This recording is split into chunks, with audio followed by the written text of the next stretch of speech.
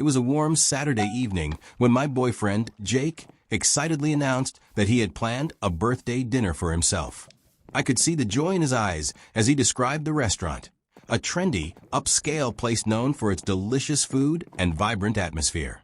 He had invited a large group, around 12 people, mostly his friends and cousins. While I didn't have a say in the guest list or the venue, I was genuinely happy to celebrate his special day.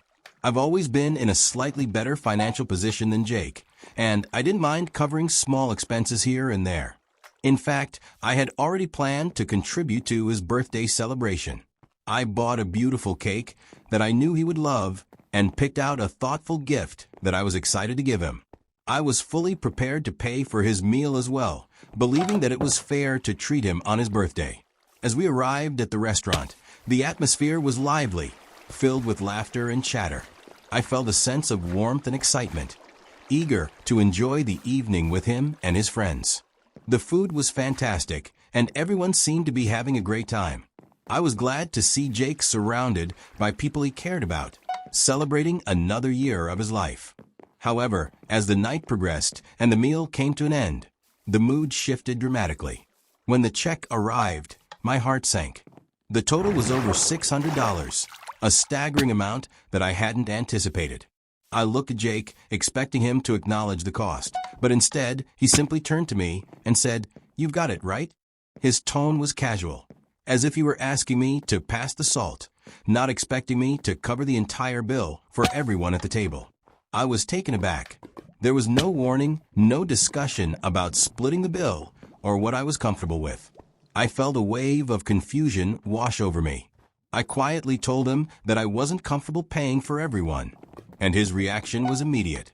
He grew cold and a bit angry, claiming that I was making a scene, even though I had barely raised my voice. I could see the confusion on some of the faces around the table, mirroring my own feelings of shock and disbelief. In that moment, I felt a mix of emotions, anger, embarrassment, and sadness. I ended up paying for his meal, leaving a tip for the cake, and excusing myself from the table. As I sat in the Uber on the way home, tears streamed down my face. I felt used, like I was nothing more than a walking wallet to him. Later that night, I received a text from Jake, expressing his frustration and saying that I had embarrassed him in front of his friends. I felt a surge of anger at his words. It wasn't okay for him to put me in that position without even asking. I realized that this wasn't just about the money. It was about respect and communication in our relationship. The next day, I made the difficult decision to break up with him. I knew that I deserved someone who valued me for more than just my financial contributions. I felt a mix of relief and sadness as I sent. In the days that followed, I received messages from some of his friends, calling me selfish for ending the relationship. I felt awful, but I also knew that I had to prioritize my own well-being. I reflected on the situation and realized that I had been treated unfairly. It wasn't just about the dinner. It was about the lack of consideration and respect for my feelings. As I moved forward, I learned an important lesson about boundaries and self-worth. I understood that it's crucial to communicate openly in a relationship and to ensure that both partners feel valued and respected.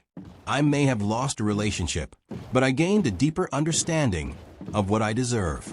In the end, I knew I had made the right choice. I was ready to embrace new opportunities and relationships that would uplift me and treat me with the respect I deserved. Sometimes, it takes a difficult experience to remind us of our worth and to help us grow.